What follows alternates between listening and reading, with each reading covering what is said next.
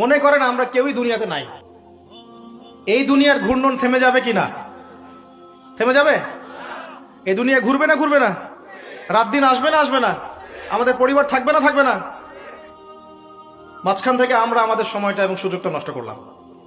অতএব এত চিন্তা বাদ দেন, চাকরির কি হবে, ব্যবসার কি হবে, আমার মা বোনের কি হবে, আমার পরিবারের কি হবে, আমার এইটার কি সেইটার কি, সব চিন্তা বাদ দেন আপনি। এখন আগে চিন্তা করেন যে আমরা দুনিয়াতে কিভাবে আল্লাহর দিন পালন করব, কিভাবে পরকালে নাজাত পাবো।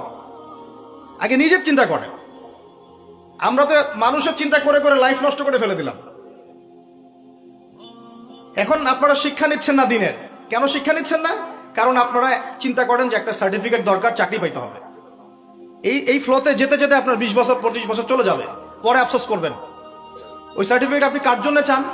নিজের জন্য, একটা ভালো মেয়েকে বিয়ে করতে চান, হালাল খাইতে চান, এই তো আপনার সন্তানদের ভবিষ্যৎ চান। এটাই তো আমাদের গোল, নাকি?